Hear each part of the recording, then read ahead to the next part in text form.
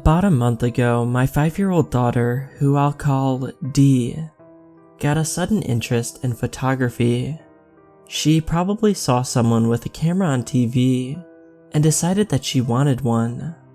For 2 weeks, she begged us for a camera, and me and my husband decided that we wanted to support her in her interests. We bought her a simple, cheap digital camera and gifted it to her. We taught her how to use it, which wasn't much more than pointing and clicking, and told her that we would get her favorite photos printed. Dee took her camera everywhere with her, and took pictures of everything. We often had to delete a lot of blurry photos to make room for more. She was very good at following rules too, such as don't take other people's pictures without their permission, don't point the camera at the sun, and always wear the wrist strap. Me and my husband were very proud, and hoped that we were raising a future photographer. Last week I had a day off, so I decided to go run some errands. I brought Dee along since my husband was at work, and there was no one to watch her. She didn't mind though, as long as she could bring her camera, she was happy. We ran by the post office, the bank, and lastly, a large clothing store, as I needed a new blouse for a party that was coming up. Dee and I walked inside and she instantly started to snap pictures of some sparkly dresses. I mostly ignored her as I looked around, keeping her in the corner of my eye. I looked through some shirts on one of those round racks, and Dee decided to push through them and duck inside. She did this often, as many kids do. She giggled away and I let her be and looked around at some other racks. After a few minutes, I called her, wanting to move on to a different section. She didn't answer me. "Come on, Dee, you can't stay in there," I said.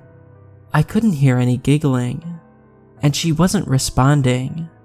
I walked over to the racks and spread the shirts to look inside. Dee wasn't there. I called out to her, telling her to come to me. I looked around, but couldn't see her anywhere. This is when I started to panic a little. I had been keeping my eyes on that rack, and knew that I didn't see her come out, but she had to be close by.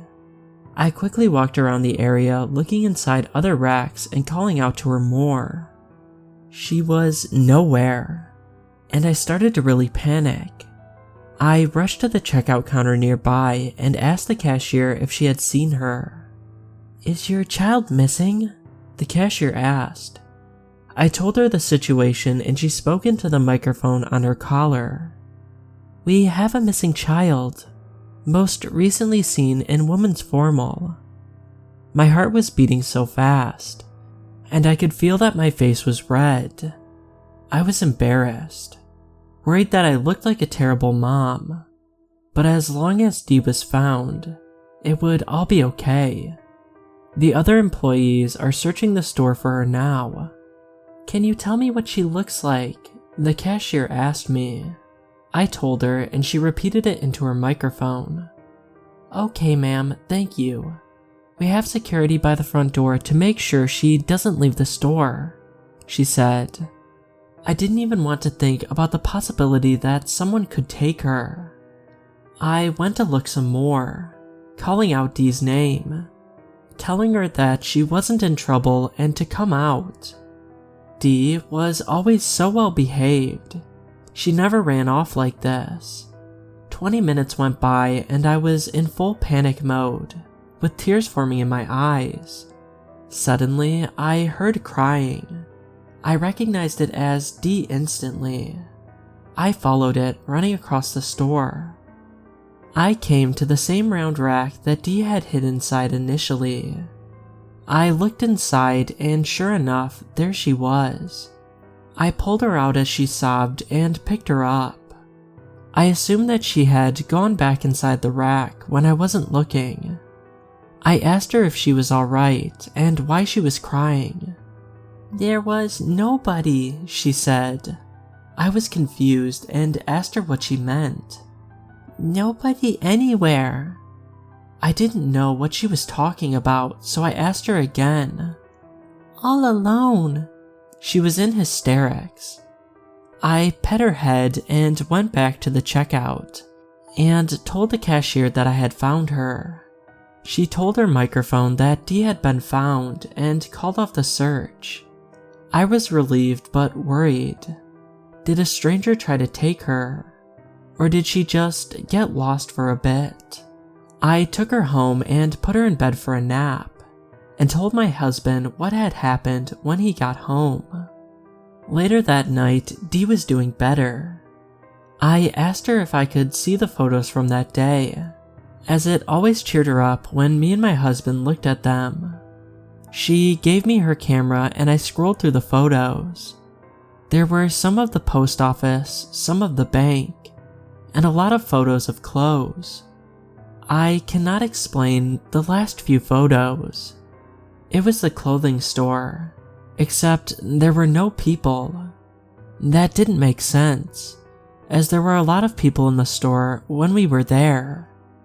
There were lots of photos of the empty store, even one of the checkout counter without the cashier there.